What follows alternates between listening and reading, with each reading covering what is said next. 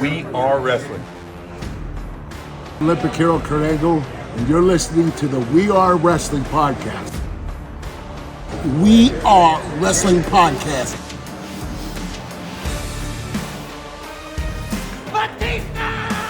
Hey everybody, Eric Bischoff here, and you are listening to We Are Wrestling Podcast. You're watching We Are Wrestling.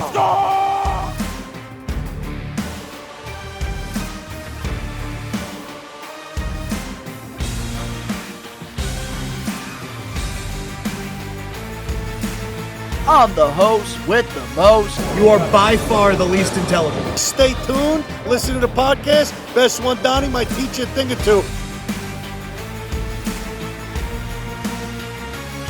What is going on, We Are Wrestling Maniacs Worldwide? Ben here, one half of the We Are Wrestling Podcast.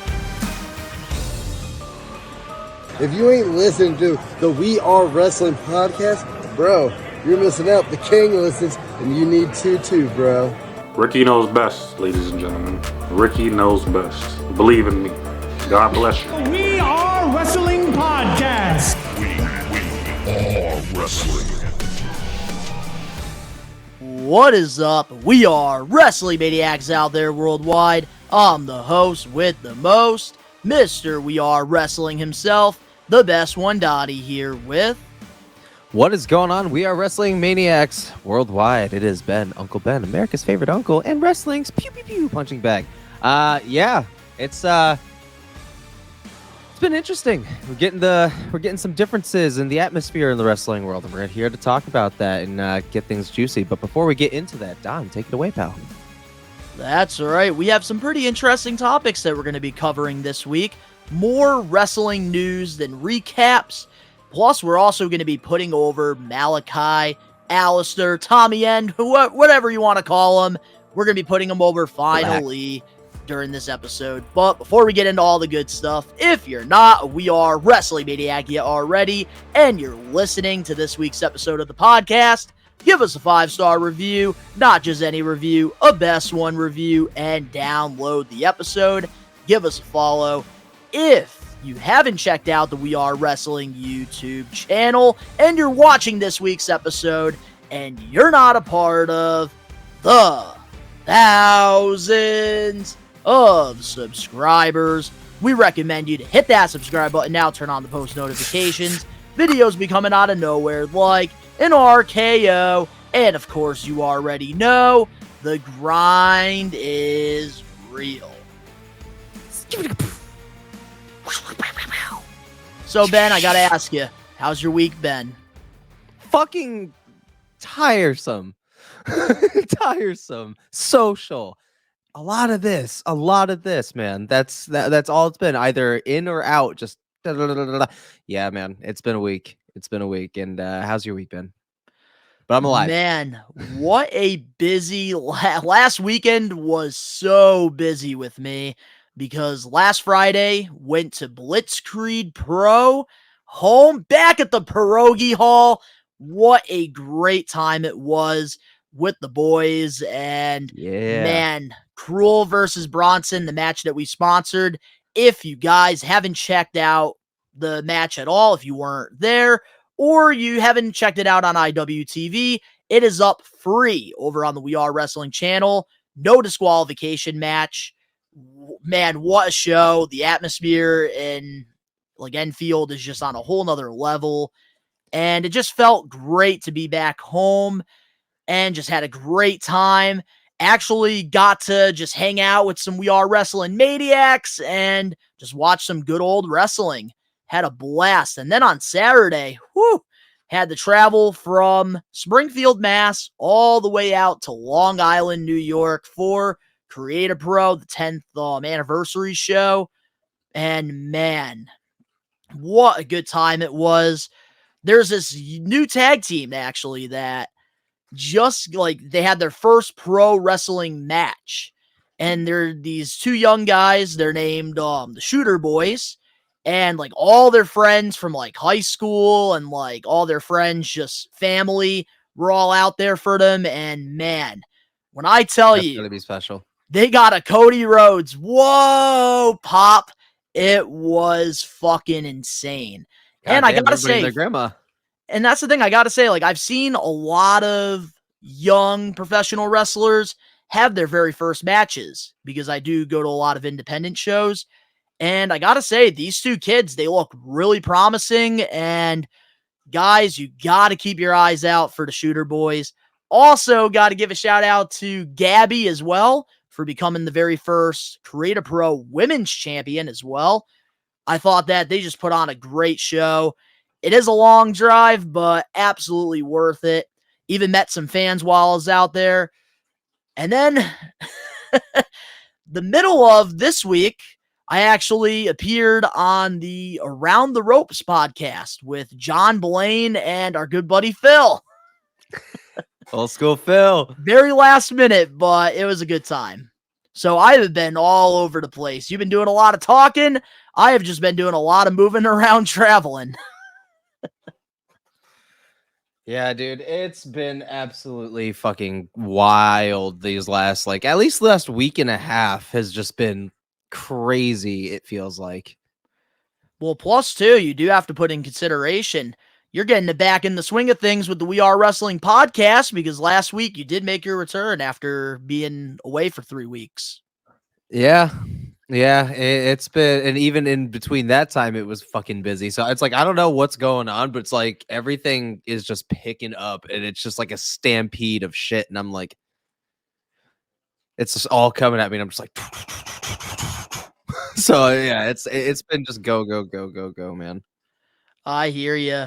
And speaking of go, go, go, what's your highlight of the week this week in the wrestling world, Ben? It's actually really, really small. In, you know, a very small thing in a very big pond, but I mean, not really small considering he's, you know, Raw's world champion. I'm going to go with Damian Priest and how well he did with his promo with Drew. Like, he's starting to feel like a very authentic champion and a very authentic individual. And I've noticed that, you know, since they've really kind of pulled like him back away from Judgment Day a little bit more, he's really been able to kind of, you know, do things a little bit loosely in himself. And I heard somewhere that in his contract renewal, he's getting a lot of creative freedom. So I think that that's phenomenal. And it shows. It was 100% authentic. It didn't feel forced. It didn't feel like he was definitely reading off a script. It was a lot more Damian Priest, you know, and obviously we're heading towards a face turn very soon. And Yes. I'm getting those vibes again. He's wearing less black. He's wearing less fucking Judgment Day colors. Dude was wearing just blue fucking jeans and a vest that had nothing to do with Judgment Day anywhere. The only Judgment Day remnant in anything Damian Priest right now is his entrance with the wings. But that was already his fucking thing beforehand. It's just purple. So it just, yeah. And also, too, that's the thing, like, about Damian Priest. I feel like they're definitely building something up because they have been showing a lot of tension between him and the Judgment Day, especially Particularly with him and JD and Finn Balor. Mm-hmm. And we already And know bringing that. in Carlito. Yep. Dude, that blew my fucking mind. And he looks young as hell without his mustache. He No, looks Dirty young Dom as hell. stole it from him. Yeah, he lost his mustache. Dom's like, yeah, nah, bitch. No, I'm Dirty Dan. I'm Dirty Dom. I'm Dirty Dom. But that's the thing, man. I feel like with Damian Priest, he's one of those perfect examples to where, like, you could see whether or not he's, like, reading off a script or not. Like, he's one of those guys that you could definitely tell what he's doing. And I love that he's getting more comfortable on the microphone. I feel like that was always one of his weaker points in his career. But it seems like he's getting more comfortable. He is getting better. And he really did hold his own against Drew. And I felt like that segment needed to happen because obviously Drew won the championship for a short amount of time and then Priest cashed it in. And they kind of avoided Everything it. he for a spit little was bit. facts. And it was all facts too, which I liked. He even said, I really wanted to cash in on Seth. And I brought this up in the podcast before. I'm like, dude, Drew has stopped his ass multiple times and it's going to come back to bite him. And I was preaching it that entire time. And what happened? We came full circle with this motherfucker. So I was just like, you know what? This has to be one of like my greatest, like my favorite promos like of all time right now, just because everything was super organic between the both of them. He stood really tall with all the shit Drew was throwing at him. He stood really tall. He didn't look shook. The green is really starting to fade around his promos. And again, I'm hyped to see anybody really elevate themselves. And I think really trusting Damian Priest with the title, allowing him to elevate that and to elevate himself in the process and learn with it and grow with it, it's really paying off. And, Monday was significantly like the first, like, shit, this dude's he's really a champion and the biggest one on Raw right now, the biggest title minus, obviously the story with the other one. But let's be real here. Raw is the A-list show for fucking WWE. It really is. They got the best stars, arguably. They got the best storylines going on, arguably. It's good to see him leading leading what is the mothership show of WWE with grace right now. And I'm hyped for him. And that's the thing, like, that's how you create new superstars, is what Yeah. you're doing with Damian Priest. Let them take that brass ring and let's see how far he can climb with it. And I think they're doing a great job. And I love that, like, because it does make logical sense for Drew McIntyre to want his world championship back. And he did lose the title, never got a rematch. So I think having him versus Damian, whether it's at King and Queen of the Ring or Bash at Berlin, I think that we need to get this match happening. And then we can also get CM Punk involved, to which this can lead to SummerSlam. Because I do think by the time SummerSlam happens, Punk and McIntyre will probably both be clear. I feel like we need to wait until then to get that match. But now getting into my highlight of the week, this one's also a short one as well. Got to go with last night on AEW Dynamite. I really enjoyed what happened after the Swerve versus Brian Cage match. I really enjoyed that. Basically, Christian, Mother Wayne, Nick Wayne, Kill Switch, they all came out. Nick Wayne, he basically took a framed photo of Swerve and his family and bashed Swerve I saw that. right in the face, which I watched loved it because long-term storytelling, because they were in what the hell? I think they're in Washington. Seattle. Yeah, it was Swerve's Seattle. hometown, Seattle. Yes, they were in Seattle. And about like a year ago when Swerve was a heel, him and AR Fox went to Nick Wayne's gym and they beat the living bloody pulse out of him. So to actually see it come full circle now, especially in a program with Christian Cage and Swerve, I love the long-term storytelling. This is something that AEW has been lacking for months, and I feel like ever since Tony Khan got written off of TV, there's actual storylines that are leading into Double or Nothing, and it actually makes the pay-per-view mean more. It makes me want to actually sit there and watch it. I know going into an AEW pay-per-view, I'm going to enjoy it regardless because the wrestling is just over the top. But when you add the storylines and you add a purpose to the match, it makes you as a viewer want to watch it. And I feel like, man, this feud right now at Swerve and Christian is so underrated because everybody's talking about Adam Copeland and Malachi, who are both killing it. And everybody's talking about what the Elite is doing as well. So I feel like, man, Swerve's title run so far, they've done a great job. And I think Christian Cage is a great first opponent for that championship.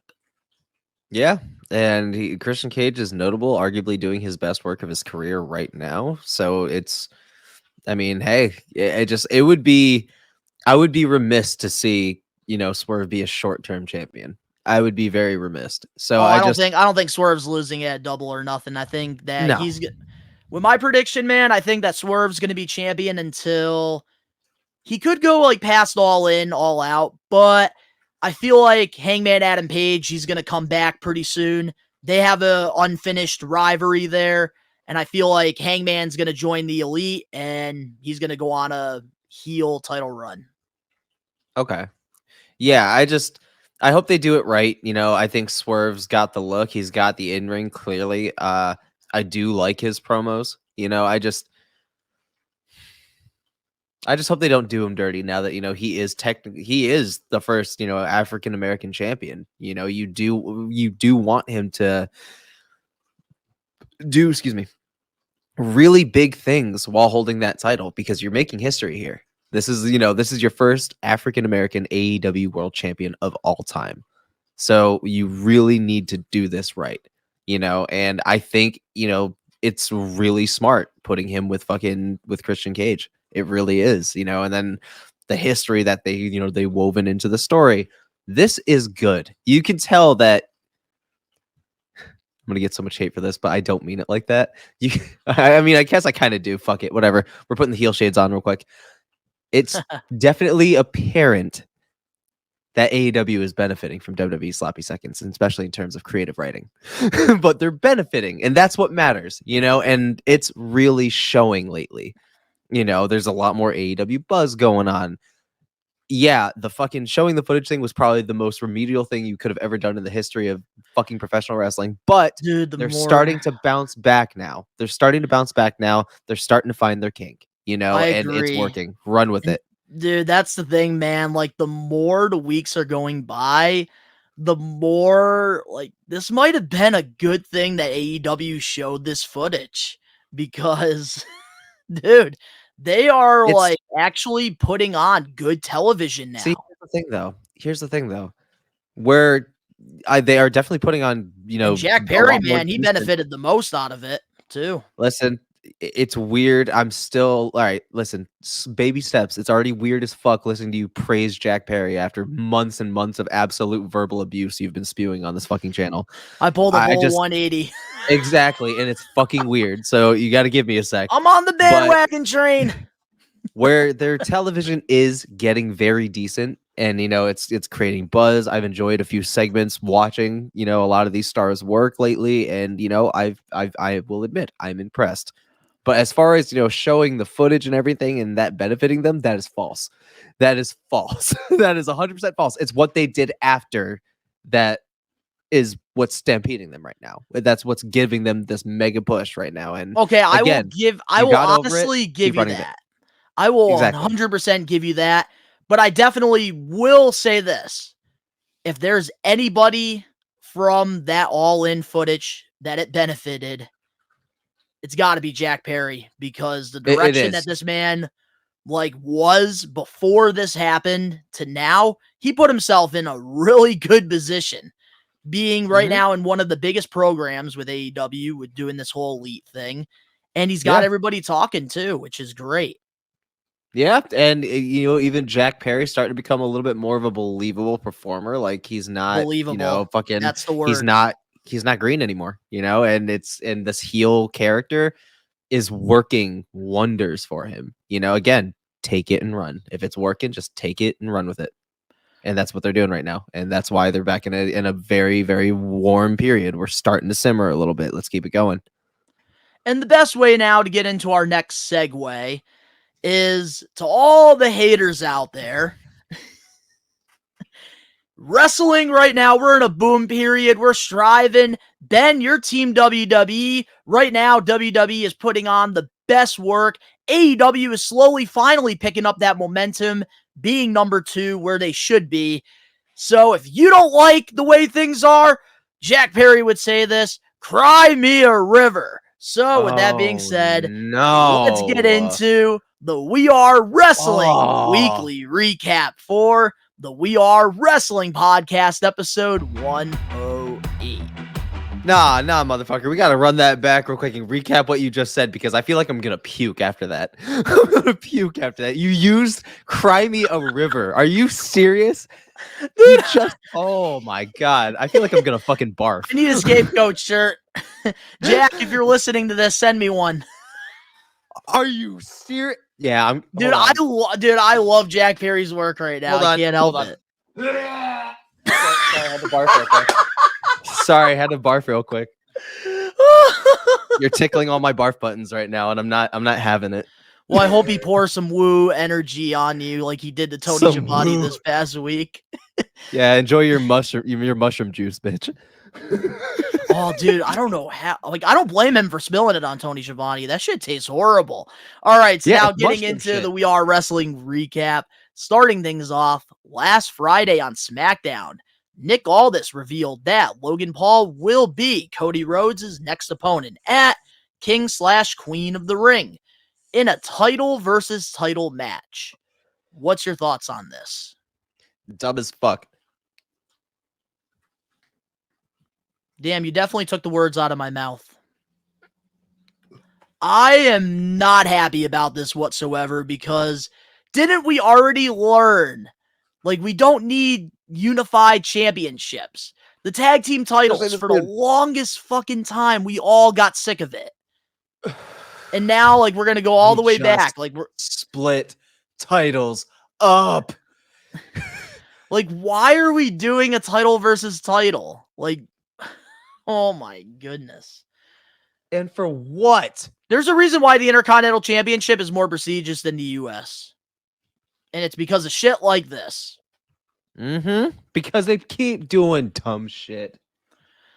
And it's so It's so disappointing dumb. because what I wanted to see happen was I wanted it to be AJ Styles versus Cody. I wanted them to continue that feud for a little bit. I felt like they could have done so much more with that instead of just a one-off.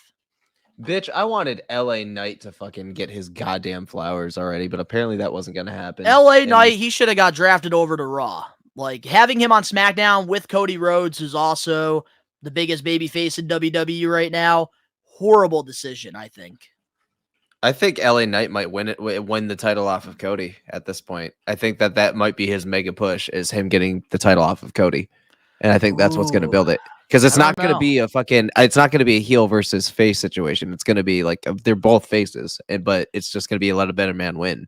Because they're going to drop the shit. I don't know, man. I could see LA Knight winning Money in the Bank and then cashing it in on the World Heavyweight Championship against a heel.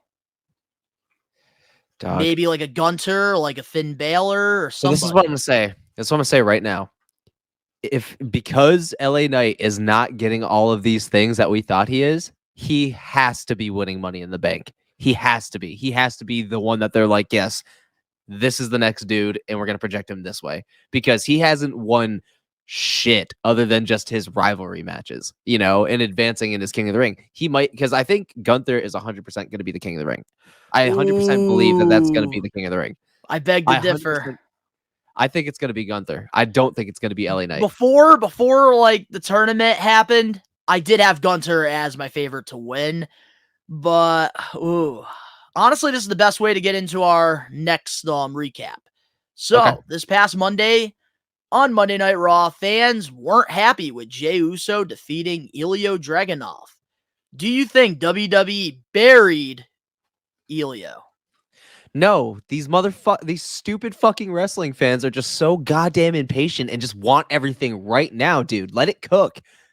Even fucking Gunther on Instagram 2 days after that fucking little shit that went down, or the day after they fucking locked eyes, as he's going to the ring, he put in captions on his Instagram, "Another time." It's gonna happen on the grandest stage of them all one day for the same fucking outcome that happened in the UK when Gunther finally came over to the US.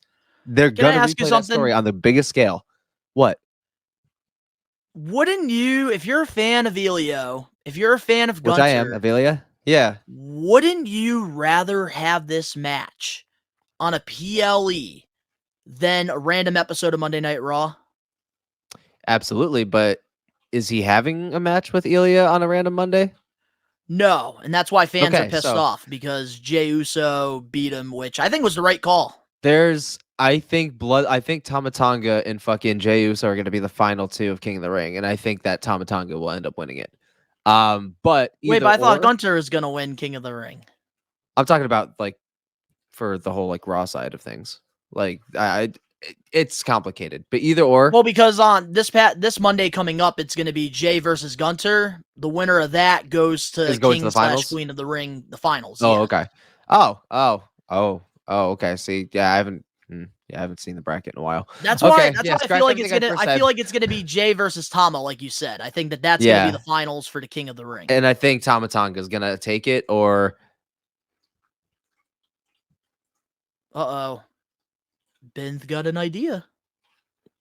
Because here's the thing. It'd be a very ballsy move to automatically throw the title of King of the Ring on someone who just fucking got here. So enlighten me. Is this going to be where we see Roman for the first time? I don't think so. I don't think it's going to be the first time. Not yet. I feel like Roman's going to come back towards SummerSlam. I feel like they're going to wait. Well, I think it's going to be him and Solo at SummerSlam. I think. So I don't know, but at the same time, I'm just like, there's so much happening right now. There's so much happening. But yeah, no, I would rather have to scratch everything I fucking said, but either or, I would rather have Ilya and Gunther on a huger stage than just fucking some random ass Monday that he is not buried. You are just fucking impatient. Yeah, especially with like how well like the match went. Like it was a great competitive match. Like, yeah, this is what I hate about the IWC. Why is it that every time somebody loses, they're buried? I don't understand that logic. Way of thought. That's some Vince McMahon logic. For real. But then again, like we were stuck in Vince's ways for like freaking like 60 years. But still, like, I don't understand, like, the whole, like, Elio's career now, he's fucked. No, he's not fucked. And this is coming from somebody that's not the biggest Elio fan out there. Like, I'll be the first to say it. Like, I think he's a fantastic professional wrestler, but that's all I see. I don't really like the presentation, don't like his promo work, not the biggest fan of, like, his character.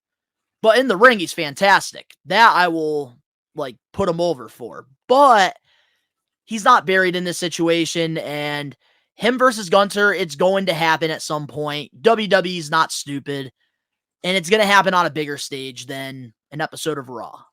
Yeah, because it's not. If it was Vince McMahon, it'd be a world title match on fucking Raw, and he'd be getting goddamn buried. So yeah, that they don't know what buried is anymore. They're dealing with trauma and they're impatient. Impatient. That's all it is. That's the term right there. Impatient.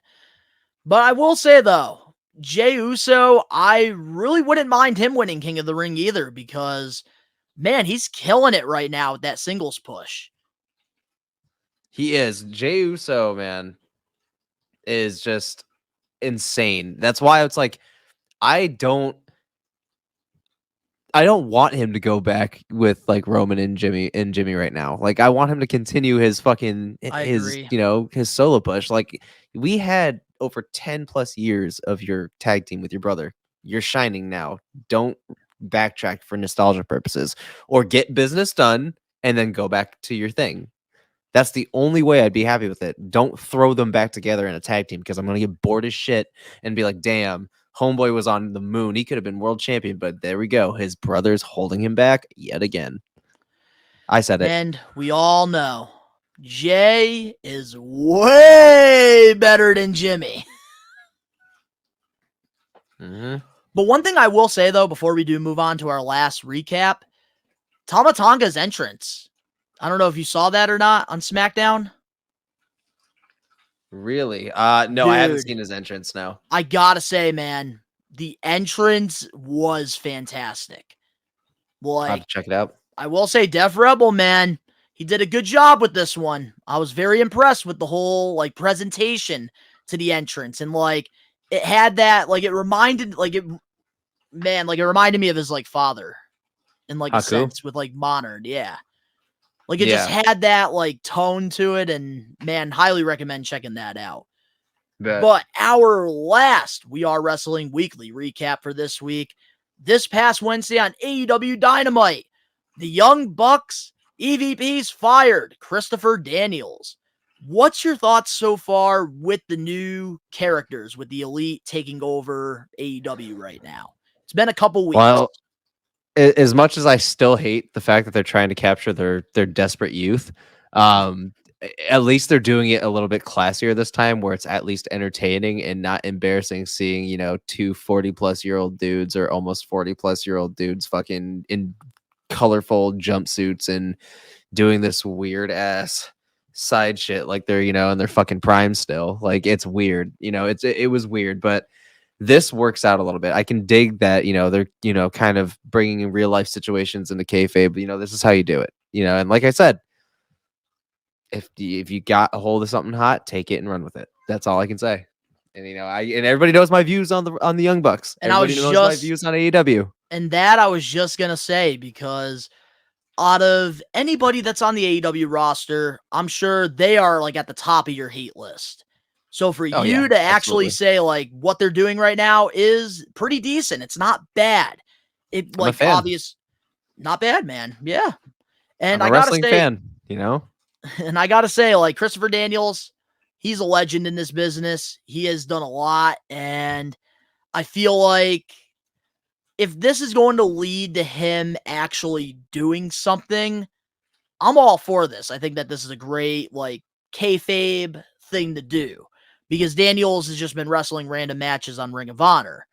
And I also like that, like, the Young Bucks, what they're doing here is all the relationships that they have built the past, like, for years.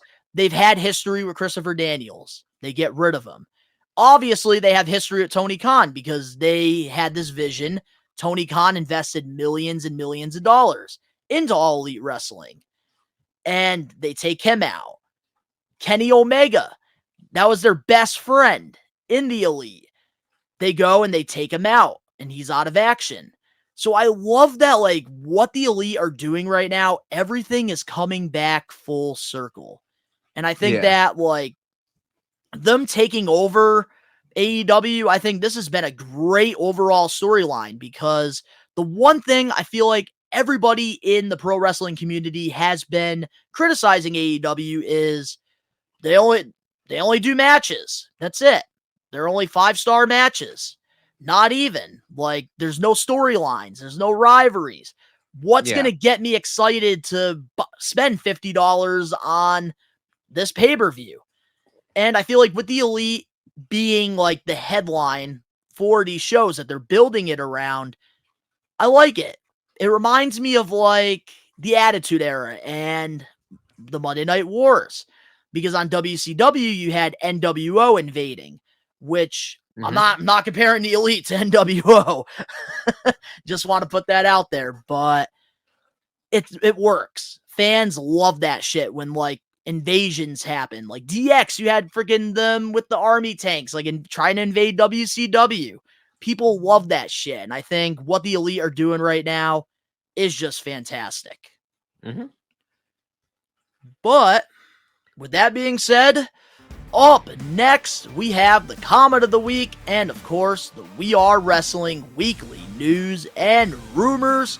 We'll be right back with more We Are Wrestling podcast episode 108. Hello, I'm Elias, and you are listening to the We Are Wrestling podcast. Are you looking for wrestling content? Well, We Are Wrestling provides everything pro wrestling. The best one, Donnie, Gins, and the Load Rager Ben, are wrestling marks like you who love this sport. We Are Wrestling has it all when it comes to wrestling content. We have different podcasts, vlogs, reactions, full wrestling matches, live pay-per-view watch-alongs, interviews, predictions, and so much more. Only on We Are Wrestling. What are you waiting for? Subscribe and become a We Are Wrestling maniac now. We're back, and every week we do this thing called the comment of the week. Normally, Ben usually takes the reins on this one, but I found a really good comment this week that I feel like would be a really cool discussion. So, the winner for this week is at Jeff Rocks 122, and hell yeah, Jeff. He commented this on one of my wrestling vlogs. I believe it was Big Event New York. Could be wrong. And he said this, and I quote, "How come you have to pay to take photos with the wrestlers?" And he put in quotations, "Never been to a wrestling meet and greet." So I thought that this would be a good discussion, because I feel like there is a lot of people that don't really like go to meet and greets and stuff, and they wonder why fans will spend all this money on meeting superstars. Wow, and I'm glad. We're doing an educational one. Okay, I dig that. I can buy Yeah, it. why All right, let's not? do it. You know, Yeah, let's usually a do it. lot of the Fuck yeah. times, like, Okay. we like to freak out and Yeah, argue, but I felt like this time That's a good around, let's question. go down an educational route. that is actually a very good question. So yeah, good comment. All right, yeah, good one. Yeah, you do rock, Jeff. You do rock. So, I will say, like, because obviously I go to these conventions a lot of the times and I do spend a Every lot of fucking money day, it feels like. and like I am meeting hundreds of wrestlers every year, and Mhm. the reason why like the wrestlers they charge for the meet and greets is because it's an experience at the end of the day. And especially some of these performers, they, you know, have been on TV. They're legends in this business. And outside of WWE, a lot of these talent, they rely on meet and greets. They rely on pretty much virtual signings. They rely on independent bookings.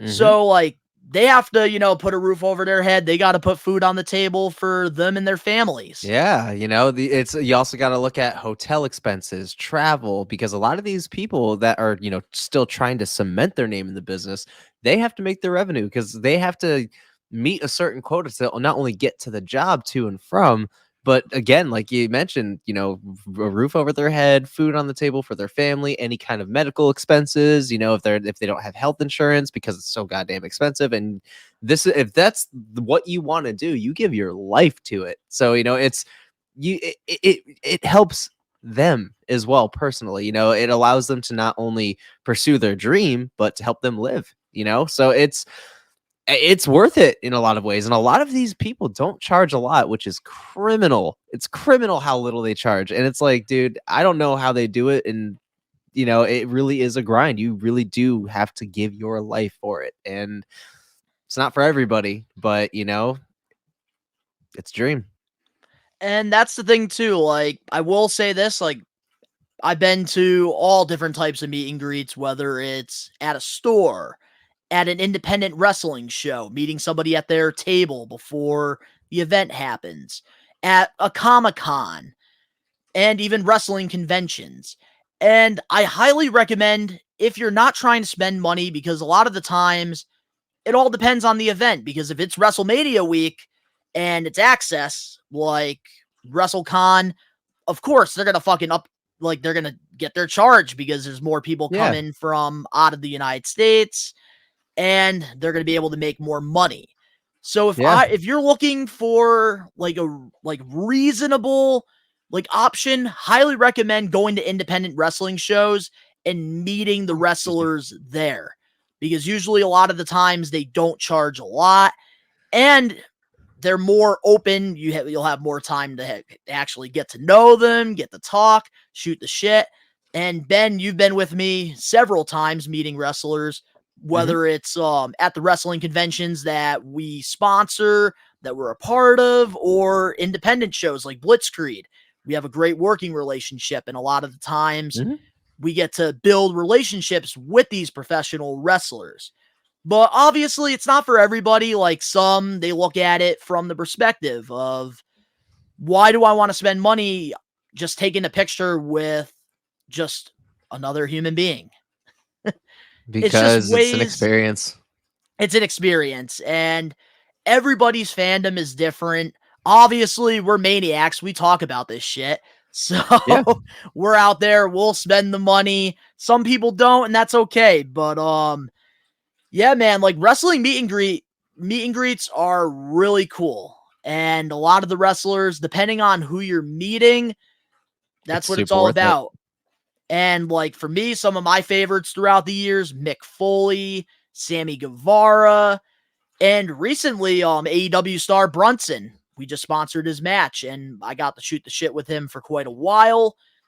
And there's dickheads you can meet like MJF. But I love the experience, so I will pay for it anytime, which they did Hey. announce for Big Event New York on November 9th. He will be there, so I got to come up with something. Mm-hmm. Speaking of our boy MJF, I've seen that he's been looked like he recently took a Went to trip to Turkey. Turkey. Yeah, he went to Turkey recently. He's looking a little. I was the only person that noticed that. Dog, I told you last But then time. again, like, you love hairlines for some reason, so I'm not surprised. Because here's the thing. I respect it. Homeboy horseshoe. going through it too. But at the same time, it's like, bro, I told you when him and fucking Adam Cole went on Hot Ones, you can tell the dude he was using some thick fiber. You could tell he was using the thick fiber, and he picked this shit out over a little bit. So I was just like, damn, MJF, solid fucking hairline, bro. So here's one advice to you, Jeff, before we get into our weekly news and rumors. Don't be like Ben if you're gonna meet a wrestler. What do you mean don't be like Ben? I don't mention it. I just mentioned it on here, which is our platform. Ben will talk shit about your hairline in person. But congratulations to Jeff Rocks 122 on the comment of the week. If you want to get your comment featured on a future episode of the podcast, Ben will probably be picking them moving forward. But I felt like this would be a nice little different one. Let us know just leave a comment wherever you're fucking you're listening to this. Just follow us, fucking just message us. I don't even give a shit. Just comment. So with that being said, let's get into the We Are Wrestling weekly news and rumors. And starting things off, our partner Blitzkrieg Pro. They're going to be having a show on June 29th in Enfield, Connecticut, at the Pierogi Hall, and they just dropped some big news. Paul Walker Hauser will be at the luau. So Paul Walter Hauser will be at the luau, not Paul Walker. Oh shit. You gotta keep that in there. I forgot the word Hauser. Wow. No, you said Paul. You said Hauser. You said Paul Walker Hauser, not Paul Walter Hauser. Walter is his middle name. Oh, it spell checked me. Fucking Google Docs. I literally have it written here, guys. Blitzkrieg Pro announced that Paul Walker. Paul Walter. Isn't there an actor named Paul Walker? He died in 2013. Yeah, no, he was in the Fast and Furious movies. Yes. Yeah. Oh my god. Why did it spell check that?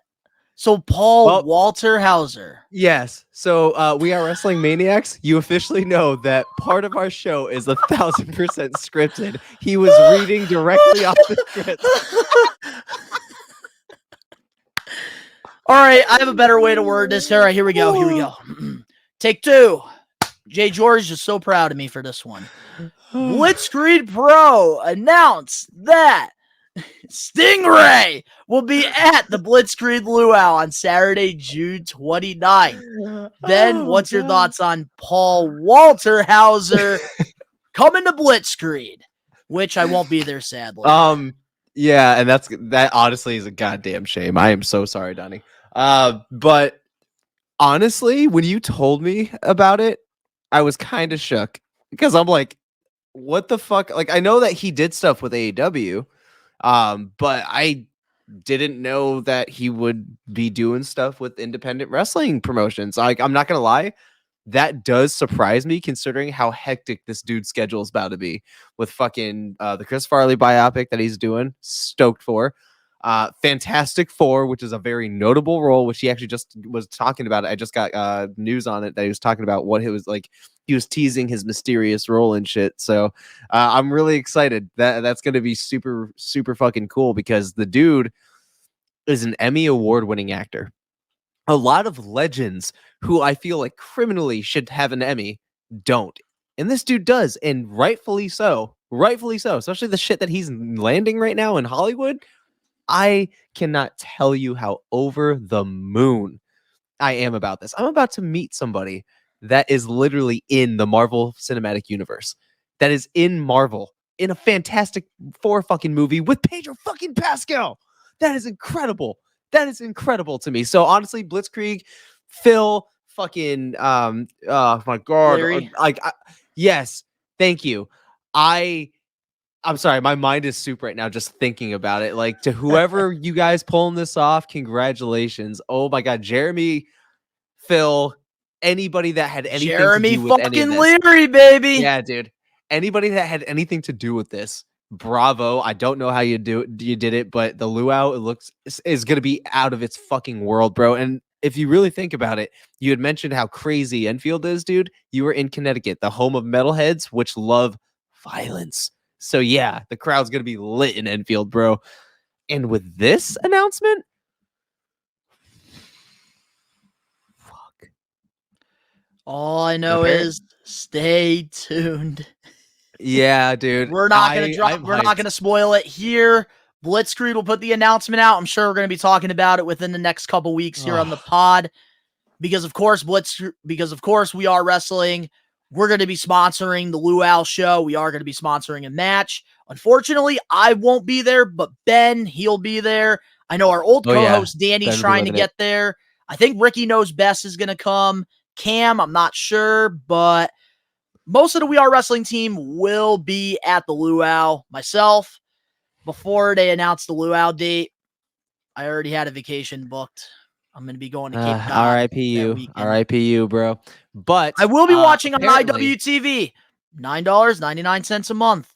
Absolutely worth it. But along with this announcement, apparently he's bringing a friend. Who that is, we don't know. So stay tuned. Stay tuned. Because the Luau, they got lots of awesome announcements, matches, and it's going to be a great time. If you guys are in the Western Mass area, highly encourage you guys come out to the Luau. If there's a Blitzkrieg show that you need to go to, it's the Luau. I think the Luaus are the best shows that they put on every year, and I'm so mad I'm not going to be there. But I know, Ben, this might be the greatest you're night of going my to be. life. I was about to say, you're going to be very excited because the two things that you love, man, is friggin' pro wrestling and movies. And Paul Walter Hauser is going to be there. So that I'm so excited for you. It's going to be, it's a big night for my wrestling fandom. That's for sure. So stay tuned for everything that comes out because it is going to be a wild fucking night. IWTV, man. IWTV. Got to watch that shit. The Luau, man. That's right. Enfield, Connecticut. And I don't know, man. I might have to get somebody there friggin' to do a whole vlog without me there because, man, this is going to be a must. This is going to be a must vlog. Definitely. Cammy. I'll get your ticket, Cam, if you do it. Cammy, where you at, Cammy? He's going to take my spot for the night. Hell yeah. Cammy, you're doing all the vlogging because at least he will guaranteed film everything, even if it's embarrassing. Exactly. So, Cam, we're going to put our trust in you. That's your initiation to become an official member of the We Are Wrestling team. Next week, we're putting over Cam. Moving on now to our next We Are Wrestling Weekly news and rumors. According to the Wrestling Observer newsletter, Dave Meltzer reported that the current plan is to do Rock versus Rhodes at WrestleMania 41. But here's the new part about this report. It was said that The Rock's idea for the build is to do the WWE title versus People's title. How do you feel about that booking decision? Before I get into that booking decision about The Rock and Cody and the People's title and the WWE title, I just checked the We Are Wrestling chat. They were recording this right now, thankfully. Uncle Howdy hijacked WWE's Twitch channel. It had an hour-long fucking Twitch stream, and it just says hello. Yeah. Damn. So I just wanted to say that we are getting very close, ladies and gentlemen. But onto what we were talking about, though. I fucking hate it. I hate it. Why are we doing this title and title shit? We just split up the tag team titles, which was a nuisance in everybody's mind. And now I'm wondering what the hell people are thinking in the back. Because I'm like, dude, I knew good shit wasn't going to last forever, but this is not it. Like, this is not it. So going to, the whole, People's Champion fucking championship and fucking the Universal Championship. Like, why? I don't even know what to call Cody Rhodes' championship. You have Cody calling the WWE title. You have other people calling it the Universal, the Undisputed. They really can't make up their mind on what the title's called.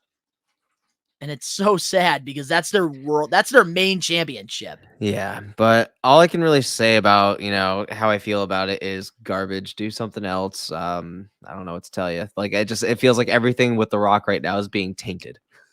I feel like it's being tainted and not in a good way. So Here's the thing. I want to see Rock versus Rhodes at WrestleMania 41, but it doesn't need to have the People's Champion involved. why? It really But doesn't. what is it like? What benefit is it gonna have? It's just gonna go into the fucking warehouse for the next fucking 100 years. Like, what's the importance of it? Yeah, where the fuck is our museum, WWE? Like, you're fucking doing this whole, like, wanted treasure show on A&E, freaking buying collections from people, and you're just keeping it in your warehouse. I want a freaking museum It's in ridiculous. Stamford, Connecticut. I want a freaking Dude, museum at Stanford. they need a physical Hall of Fame. That's what they need. Yes. All these people have been in this Hall of Fame for years, but ain't nobody seen it. It's just a website. It's a myth. For real, and like they have so much awesome like memorabilia. Like imagine like a Hall of Fame, like it has like all the oh my goodness. I know we talked about this a long time ago. But man, like why like are we doing a title versus title? It doesn't need it. Like it just like WWE title, I'm okay with that. Like if The Rock, the final boss shows up in the Royal Rumble, wins it, and then he goes against Cody Rhodes. I'm not okay with that. But that's the only but that's the only logical way we can actually get Rock versus Rhodes for the championship. No, we could get it sometime unless down you're the gonna line have The Rock after the wrestle Rumble. a couple times to earn his Because here's title shot. But we also have 2 championships now, so whoever wins the Rumble could go after whoever the World Heavyweight Champion is now. You don't need The Rock to come out and take that spotlight from somebody else. Like we need someone fresh to win the Rumble. The Rock can show up at any given moment and just whoop Cody Rhodes' ass, and boom, we got a story. He said he could come at any fucking time. He never gave a timeline. He could show back up like Roman did, just out of fucking thin air. And that started off an amazing fucking story that lasted over 3 goddamn years. So it just, it doesn't need the Rumble. It doesn't, especially now that there is 2 titles to go for again. You could give somebody else that moment. Soon it's gonna be 3 because we're gonna have the People's title. Yeah, but here's the thing, and you also have to remember the title's beautiful, but like it reminds me of like the FTW title. Like to me, it just doesn't matter. But exactly. But at the same time, at the end of the day, think about it this way: The Rock doesn't need to show up at the Royal Rumble. However, he could show up at the Elimination Chamber and win that. Because the Rumble, we're making a star. But do you take that risk putting The Rock in the chamber? If he's down to fucking do it, he's down to fucking do it. I'm not asking questions. Hey, I'm not complaining to see The Rock in a chamber. All right, bro. I wouldn't mind. In the wrestling world, with what I've seen the last 4 years, bro, and what I've witnessed happen in the last 4 years, I am not saying no to anything. I'm not saying no, and I'm not saying what ifs anymore because I realized in the last 4 years that anything is goddamn possible in wrestling. Well, I will tell you something that is not a what if. This past Wednesday on AEW Dynamite, the Young Bucks revealed their new signature shoe coming out soon, which we do have the picture right here for you. What a beautiful segue. That was amazing. Young Bucks Reebok. See, I like Young Bucks. I like their logo. I will say that. I do really dig the Young Bucks logo. But man, that is an interesting shoe. What the fuck, Donnie? Hey, I'm getting used to this new way that we're doing stuff here on the pod. But I know AEW, they've been putting out some like exclusive shoes. I know they did something for like Pentagon a while back. I will say this, like back in the day, I used to really like buy new sneakers all the time. I was a sneakerhead. I still wear my sneakers, but I'm not really spending hundreds of dollars anymore on that. If you can't tell from the background, what I'd be spending hundreds of dollars on. But these Young Bucks shoes, I will say, I love that. Like, this is how you know wrestling is booming right now, Ben, because like pro wrestling right now, like all these deals that like both AEW and WWE are securing when it comes to like pop culture and like merch. Like WWE, they have Funkos. AEW just announced that they're going to be doing U2s, which is like another like figure line. And like AEW, they're putting out sneakers that Reebok are making. WWE, I believe Roman Reigns has a signature shoe coming out pretty soon.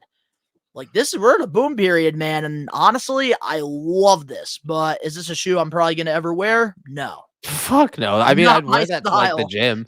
I'd wear it to the gym with shorts. Like you'll never catch me with those with pants on. Like I'll wear those to the gym, but that's about it. You know, like if I got all black everything and I want some color, I'll wear those. But other than that, no, you wouldn't see I me. don't You wouldn't know. catch me anywhere else. I will say this. If there's one person on the We Are Wrestling team that I could see wearing these shoes, it would definitely be old school Phil. 100%. Reeboks, they're fucking old school. Phil, I could definitely see Phil rocking these. Definitely. Well, I don't think he would because he hates the Young Bucks. But if we tell him it's not the Young Bucks and we just say, hey, Phil, what do you think about this shoe? I think he'd be like, oh, I fucking love it. He hates the Bucks too? Oh, he definitely hates the Bucks. Oh, dude, fuck yeah. I thought I was the only one. Oh, badass. Oh, look at that. We got a Bullet Club of our own. Look at that. Bullet Club for life. Mm-hmm. But moving on now to our next topic here. Bryan Danielson is set to become a free agent soon. While speaking with Justin Dillon of TWC show, Danielson noted that his AEW contract is slated to expire before AEW All In at Wembley Stadium over in the UK this August. Danielson, who's also confirmed his full-time days in the ring are coming to a close this year, added that it would be nice to wrap up his full-time in-ring at Wrestle Dream from the not Tokyo Dome, Tacoma Dome in Washington on October the Tacoma 12th. Dome. Yeah, the It Tacoma should be Dome. noted that Danielson still plans to wrestle selective matches after he winds down his full-time career. Danielson is from the state. Do you see Danielson leaving AEW now that his contract is going to be set to expire before All In? Honestly, no, he's got too much of a good ass-kissing relationship with Tony Khan, considering he didn't find Tony his own fucking boss. So I feel like that was kind of, some bullshit. But no, I don't see him like leaving. Like I feel like he'll keep his free agency and then like do some shit here and there with like other companies and stuff, and then he'll obviously do his shit with AEW. So I feel like it just gives him leniency. Do I see him going back to WWE? No, not right now. At least I feel like when did he leave WWE? 2021. I think it was 2021. That's when he left WWE. Was 2021? That was like what was it, like a month or two after WrestleMania that he left? Something like that. And then it was the same year Punk came back. That was August 21, right? Yeah, because at All In that year, I think Adam Cole made his debut and Bryan Danielson. I do remember. It was the same night. It was the same fucking night. Same, yeah. Adam Cole came out, and then at the very end of the night, Bryan Danielson came out. I was about to call his ass Dan O'Brien again. Hey, I will say he does have one of like the easier names out there to like remember. Daniel Bryan, Bryan Danielson. Yeah, you just gotta fucking flip it. Yeah. But I will say this about Bryan Danielson. I don't see him ending his run with AEW before All In. I think that he's probably going to sign a deal until Wrestle Dream. And then I think that's when, like what you said, I think that he's just going to go out, work selective dates. And I think AEW gives him that option to like go to New Japan if he wants to go to the independents if he wants to. Ring of Honor, Tony Khan purchase, which they could definitely use a guy like Bryan Danielson right now. I just think that overall, like Danielson, he has a great relationship with AEW. He's had a great run. He's doing what he loves, and that's pro wrestling. And I think that he did everything he could in WWE. So I think with AEW, especially with the way that they treat their veterans and their legends, I think Danielson, especially working the limited dates. Did you hear the That car in the horn, that background? horn kind of caught me off guard, but Yeah, sorry, that was somebody's car out there. nah, it's all good.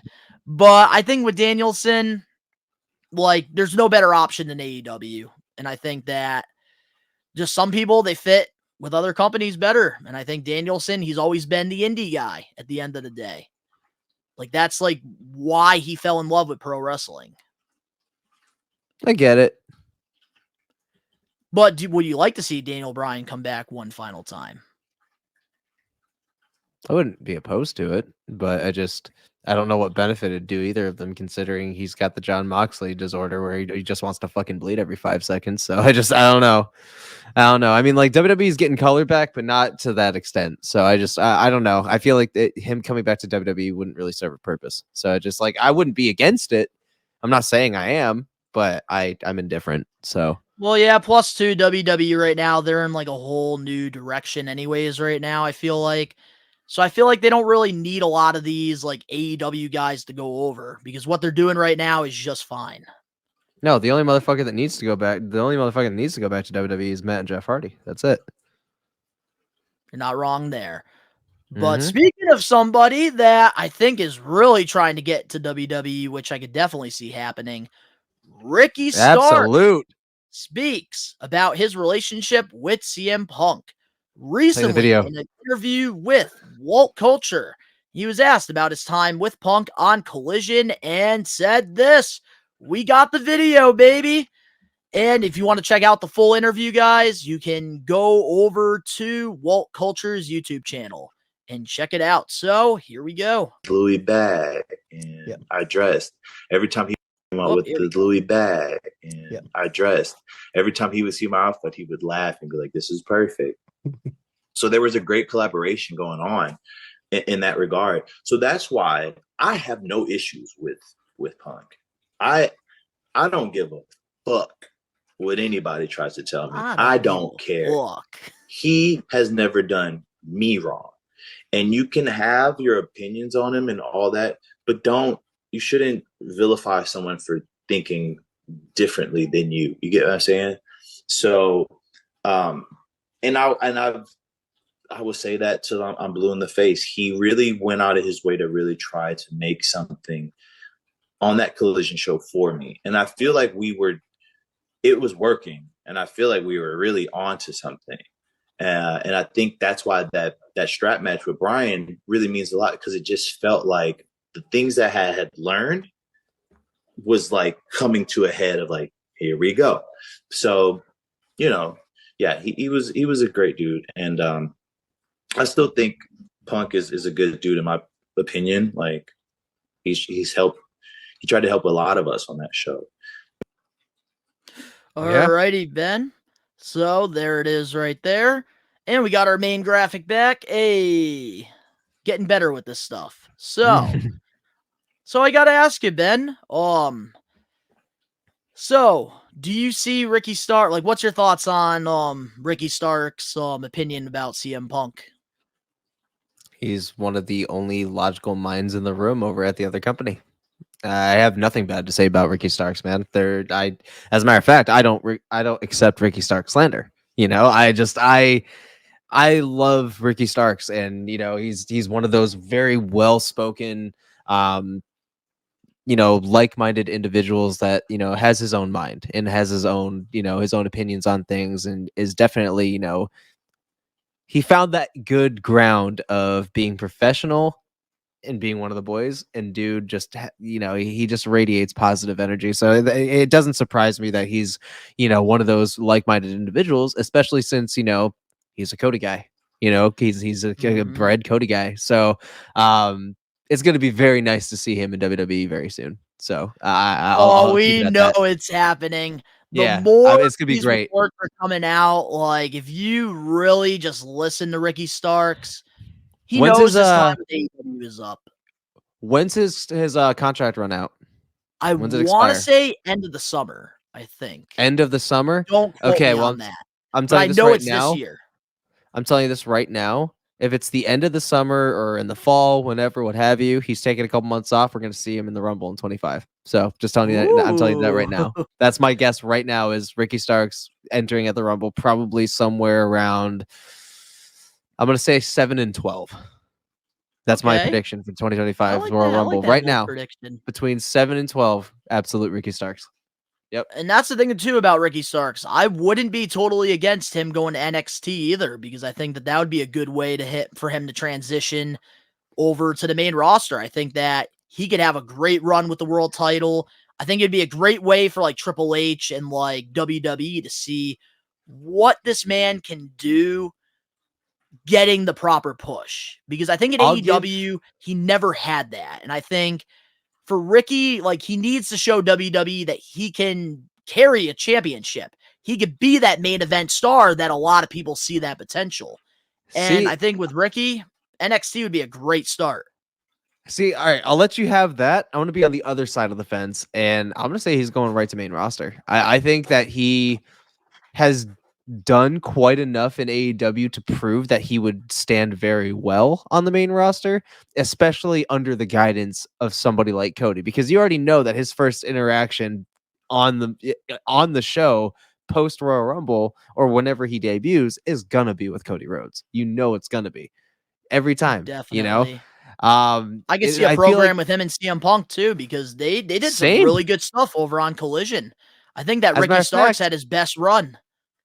As a matter of fact, I see all three of them in the same ring at some point very soon, sooner rather than later. You know, Let's just get all the former AEW people all in the ring. Scramble match. Because of this, and then no, not even just match. I'm just talking about interaction promos. Yeah, That's no, it. I know. You know, I'm fucking around. I really, and honestly, it would be a nice little, like, you know, blowhorn towards Tony's direction and be like, oh, you know, you got all of our WWE guys. So here, let's fill the ring with some successful, well fucking established ex-AEW guys in the ring now and see how well they're doing over here compared to what you took from us that's doing over here. So honestly, it'd be a nice little playful jab. But either or, I'm excited. I would love to see Ricky Starks part of, the roster. I think he would honestly do really well on the main roster, especially, not tag team. Give him, some mid-card time and let him take a mid-card title. I could honestly see him being a great Intercontinental champion eventually. I think that he would be an amazing IC champion. Yeah, because I feel like Ricky Starks, like, he really reminds me of, like, that young, like, 1998 Rock. And I think him, like, being the Intercontinental champion. Don't prove Edge right. Don't prove Edge right. But it's a compliment. Like, Ricky Starks is so talented. I think that he could definitely carry a championship. And I think regardless if he goes to NXT, if he goes to Monday Night Raw, if he goes to SmackDown, he's going to fit perfect in WWE. He, like, when you're creating a WWE superstar, you are creating Ricky Starks. Literally. Bro, I'm telling you, him and Adam Page are WWE built guys that would fucking thrive over there. I could see Ricky Starks being a world champion. Like, dude, yeah, like, I welcome the likes of Ricky Starks. I welcome the likes of eventually Parker Bordeaux coming back to WWE and fucking either wreaking havoc on NXT or going to SmackDown. Like, there are some guys I'm totally cool with jumping them, and Ricky Starks is at the very top of my list. So I think MJF needs to finish what he's doing in AEW, and then his ass got to hop over too. I'm thinking about all these rematches that we can get. Salivate over it. Oh my goodness, it's exciting, and I feel like, dude, Ricky Starks, like, it's only a matter of time before he goes there. I think AEW, there's a lot of people that are asking, because during these interviews, Ricky Starks is continuing to say, I'm not hurt, I'm clear, like, I'm good to go. I think the reason why AEW is not booking him is because they see the writing on the wall. Like, that, Ricky and Starks, also, once that contract is up, he's gone. So why is AEW going to put him on TV if he's only just going to leave in a couple months? That, and do you think it might be some kind of like slight little damn? Well, we saw him marking the fuck out at WrestleMania, so like, it might be some of that too. Plus, here's a CM, and that's something I'm noticing too, which I feel like not a lot of people are talking about this when it comes to CM Punk guys. Because I know for the longest time I mentioned Cody Rhodes guys, they're all going to go to WWE, which is already happening. We got the script. We got the script, baby. But that's the thing about CM Punk now. A lot of these CM Punk guys, they're not being used, except FTR and House of Black. Like, they're finally starting to be used. But there's two people. I saw the angle with Copeland and when Malachi from last night as well. So that was pretty great. But that's the thing I do want to say. There's two people that I'm thinking of that are very close to CM Punk that aren't being used. And one of them, obviously, Ricky Starks. And he's a Cody Rhodes guy, so that's why he's definitely leaving. And another guy I could see leaving pretty soon, too. Danhausen. Him and CM Punk became very close. And he hasn't done anything with AEW since Punk left. And he's been taking indie bookings. I just saw him at Creative Pro, the 10-year anniversary. Oh. And man, I think AEW's really dropping the ball. Danhausen now too. Dude, some of these CM Punk guys, I'm noticing, man, they're not using them and they're leaving. Andrade left. He was a Punk guy. Dude, man, it's not looking good. It's not looking good. It's pretty sad, man. But I don't blame AEW for not using Ricky Starks right now because the writing's already on the wall. I do. Fuck him. Dude, his fucking contract still has time on it, and you're just going to book him here and there because you know he's leaving. I'm sorry. That's boo-hoo. Cry me a fucking river. Yeah, but here's the thing, though. WWE does the same thing. Like, if they know somebody's leaving, they're just not going to use them on TV, or they'll just bury them. So at least AEW is not going down that route. When's the last time Keith Lee has been on TV? Can I ask you that? Keith Lee, the last time I saw him on TV, it was before AEW Revolution because they were supposed to do a battle of the meats match, and then he got injured or something. He's been dealing with a bad, I forgot what it was. It was a neck injury or something. No, not neck. Fuck, I don't remember what he's dealing with, but I know that it was a serious injury. Either or, we'll see his ass over back in WWE again too once his shit run out. Oh, dude, Limitless Keith Lee, he is gone. Once he gets that green light, he's just gonna say, "See ya." I'm sorry, but the best thing that Keith Lee has done, other than his shit with Swerve, I think the best shit that he's done in AEW was literally his debut match when he took Homeboy and threw him across the fucking ring. That is the biggest thing he did in AEW. Other than that, unfortunately, his WWE run was a lot more notable. Well, it was but that's not even a secret, Ben. We all knew that because even I'm trying to be nice. No, but here's the thing that's even more crazy, and I didn't even realize this until I listened to Chris Van Vliet's podcast with Max Caster. And remember the chant, bask in his glory. Yeah. During the feud with the Acclaimed, they took that song and they started the "Oh, scissor me, daddy." Oh, no. I feel so bad for Keith Lee because he's so fucking talented. He should be. And everybody just wastes the fuck out of him. But I can't wait till he goes back to WWE. But now let's get on to our last weekly news and rumors. According to Fightful, Natalya's WWE contract is set to expire within the next couple of weeks. Where do you hope to see Natty? TNA. That's where I hope to see her. That's it. TNA. I don't want to see her in AEW. Fuck that. Nope. That girl's got way too much to give still. And I don't want to see her lost in the ocean that is known as fucking AEW. I'm good. I'm good with that. I'll tell you, one reason why I'm actually leaning towards TNA more than AEW is because I want to see the Natalya versus Jordan Grace match. So the fuck do I, bro? And that's why she was talking about it. And obviously TNA and fucking WWE have a good relationship, so we could always see Natty again in the fucking Rumble at some point. All I know is I hope she leaves because she is way too fucking talented to be sitting in catering. I think that she's done everything she could in WWE, and I think it's just time that she moves on, kills it outside of with the indies and stuff. I think that if there's anybody that can strive outside of WWE, it's her because of how talented she is.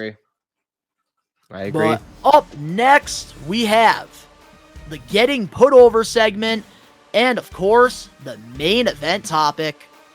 We'll be right back with more We Are Wrestling Podcast, episode 108. Hello, this is Eric Redbeard, and you're listening to We Are Wrestling Podcast. Collecting has always had a special place in my heart, going all the way back to when I was a kid.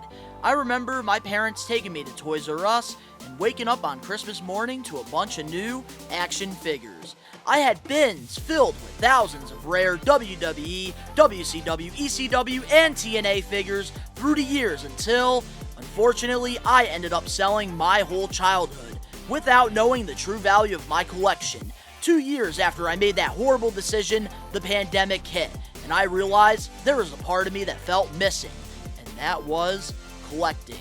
My whole life, I've loved collecting wrestling figures, wrestling memorabilia, classic video games, Nickelodeon stuff, sneakers, Funko Pops, and even Angry Birds. As time went by, I decided I wanted to get back into collecting, except this time, document it and rebuild my collection over on Best One Donnie. So, if you want to go back into time and relive my nostalgic memories, subscribe now.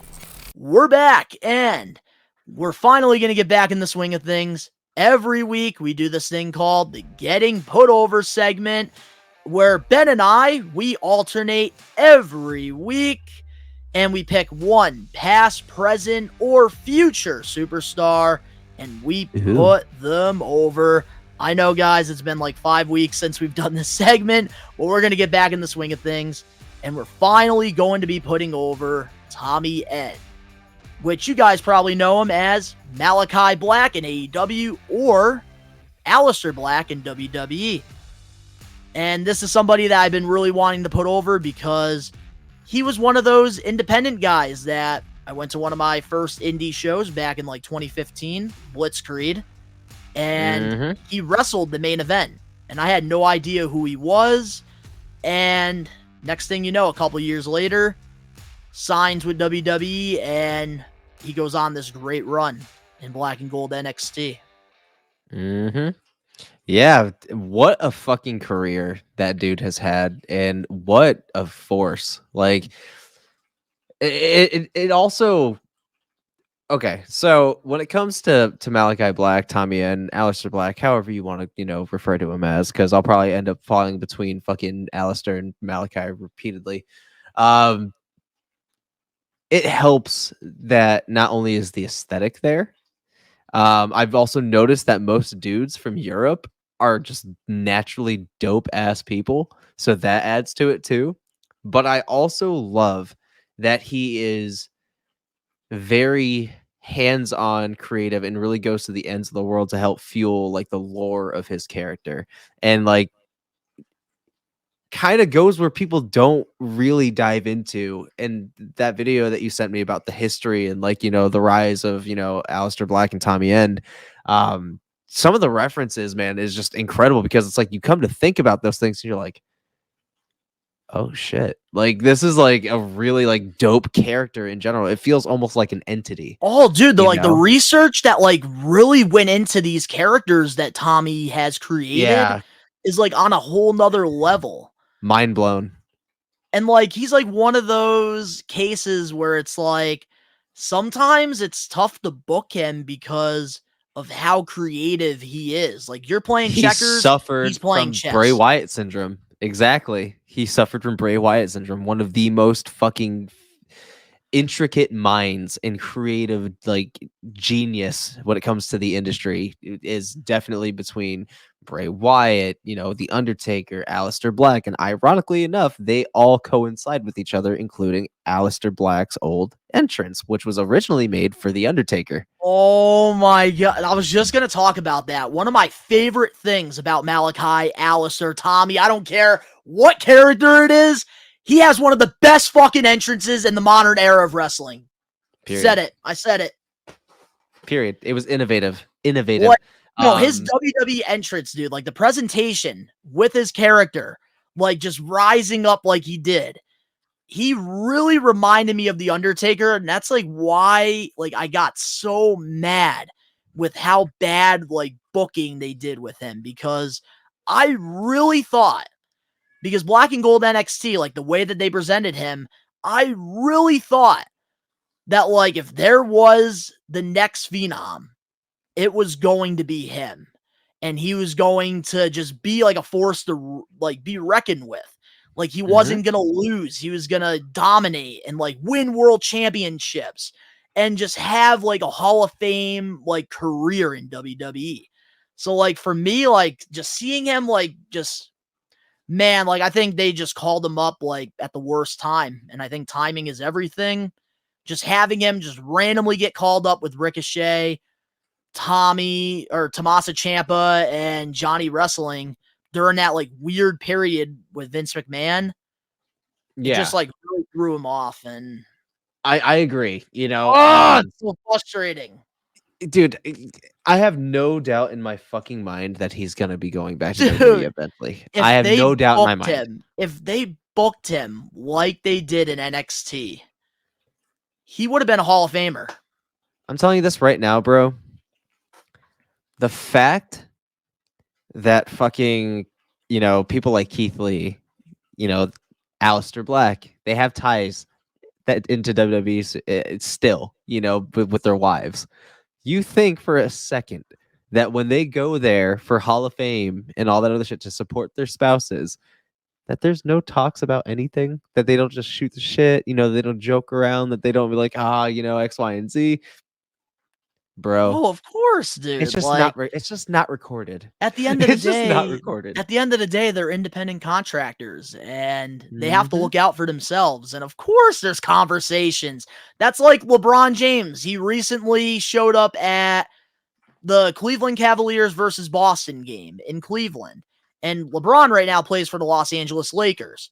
And of course, LeBron, if he's at a freaking Cavaliers game, of course he's gonna be there fucking talking to his old coaches and fucking staff members. No, I'm just talking about like, future plans. Like they talk about and like that's the thing right now in the NBA world, which I know you don't follow basketball, but LeBron, he's about to be a free agent. And there's rumors that he's going to go back to Cleveland, which is like the team that he's played for most of his career. And like obviously, like a lot of people are like saying, watch him go to the Nuggets. I want to go to the Nuggets so I can get a 10-piece. But he goes to the Redskins. Just kidding. But nah, with now getting back into the wrestling world here with Malachi, man. I just loved the presentation about him. And especially one thing I really liked was the whole like eye thing with Seth Rollins. Like when Rollins took out his eye and then like he kind of played like the injured eye with his AEW run, which I liked. Yeah, and the way that everything was just connected was organic and just beautiful, and the way that there was more lore to that too. Ironically, it's funny as fuck that the person that did it to him is literally in his stable with him. But it's funny. It's really funny. But one thing that I also like too, and this was before he showed up in AEW. There's not a lot of people that have seen this, I'm sure. I was one of them. Because, of course, when somebody leaves WWE or somebody leaves AEW, a lot of the times they like to put out a video teaser of what to expect. Yeah. We've seen it with Jon Moxley. And I think, with Malachi, they did a great job introducing his character, doing like the crazy asylum, and then like showing his relationship with Buddy. And then they show up in AEW, House of Black, which I do got to say, man, I love the House of Black in AEW. Like, they have been, like, when it comes to, like, trios, they have been probably my favorite out of anybody in AEW. Plus, with, like, what they've done with Julia Hart, too. I also really liked. Yeah, it's a whole stable, man. And it works. It's one of those things that just organically works. Yeah, man. And I know you and we both got the opportunity to watch Malachi wrestle at Northeast Wrestling against Jay Lethal, which was a cool freaking moment. Yeah, we got to meet. Yeah, that was super fucking sick. Was he going as Malachi Black at that time? He was. Yeah. So I saw him as Malachi Black before he was like. Was he? Did he already make his AEW debut yet or no? Oh yeah, he was already in AEW. Oh yeah, that's right. Okay, cool. All right. And then I believe. Oh yeah, and then I also saw Malachi Black wrestle at WrestleFest Northeast Wrestling a few months before we saw him against Christopher Daniels, which that was a great fucking match. Nice. But let's get into some of the accolades that Tom. I'm just gonna freaking call him freaking Tommy. The accolades that he's had. And with AEW, he is a one-time AEW World's Trios champion with his fellow members of the House of Black, Brody and Buddy. And over in WWE, he is a one-time NXT champion. And wow, he's also a Dusty Rhodes Tag Team Classic winner in 2019 with Ricochet. And then he also won a couple NXT awards. So he hasn't really had a lot of accolades on the big stage. That needs to change. That needs to fucking really change. Does. I agree. And I'm kind of hoping low-key at AEW Double or Nothing, he kind of wins the TNT title against Adam Copeland. Because I think that he could really use the belt. Yeah, where Adam really doesn't need it, but it's just nice seeing him have it for a while. Yeah, he's killing it right now with his matches. That's a whole nother... Yeah. But I got to ask you, like, out of all the matches now that he's had, what has got to be, like, your favorite? Oh, it's gonna sound horrible. I don't have one because I don't watch AEW. I don't. So it's like I haven't seen a lot of his shit over there. Any of his WWE stuff? Nothing really notable because I didn't watch NXT either, and he was only in the main roster for a short ass amount of time, and he was doing some tag team shit with fucking Ricochet, which wasn't terrible, but could have been better. And then he went on some weird turn for a while, and then he disappeared and came back as a storyteller, and then that got cut short when he got released. So it's, I can't really say much. He didn't really do much. So this is what I'm going to tell you. My favorite match is the one that's coming in a barbed wire steel cage with Adam Copeland. That is what's going to be my favorite match because I already know it's going to be insane. Malachi Black is one of the best striker professional wrestlers in martial artists, period. So it's going to be insane. And then seeing them both in a steel caged barbed wire match or barbed wire steel cage match. I'm scared for Edge because this is nothing compared to the shit he was doing in WWE, keeping him super safe. And we know how unsafe Tony Khan likes his fucking business. So I'm worried, but it's going to be a fucking banger, and I'm excited to watch it. Hey, he's working with the pro, which is why we're putting over the pro. Exactly. Dude, I'm not worried about like Alistair and him. I'm not worried about that. It's just I get it. Things go wrong a lot with AEW. I understand. And I'm talking about like the match itself. It's violent. But I really do like that answer because it definitely has potential of being one of his best matches in his career. 5-star classic. And I gotta say, my favorite match, because obviously I did watch the old takeovers and stuff, so I am very familiar with a lot of his matches over on NXT. It's gotta be, and this might be very unpopular because I feel like this is like almost everybody's answer. NXT TakeOver War Games 2018. Him versus Johnny Wrestling. I thought it was a great match because obviously they both can work all around, strong style, technicians, high flying, and I feel like we got like a little bit of everything in that match, which is what I really enjoy. Plus the storyline was great leading up to it. But man, I also really enjoyed a lot of the trio matches that he had with the House of Black. I really liked I did like the match that they did have with the Acclaimed at All In Wembley. I really loved like when they paid homage to Bray Wyatt. I thought that was a really cool was sick as fuck. entrance. That was sick as fuck. Them versus Death Triangle. I thought that was another great match. The Elite, great matches. Like, dude, it's hard to pick. It's really difficult. But man, what a career like Alistair's had. I feel like there's so much more left in the tank for him, and I won't be surprised if once his contract expires, him and Buddy, they go back to WWE. Maybe they are a tag team, or they go on singles run. I think that like this is not the last that we're going to be seeing Alistair. We will be seeing both of them back once their contracts expires. I don't see them signing new deals, especially with Buddy Matthews being legitimately married to Rhea Ripley. I think he's coming back. Definitely.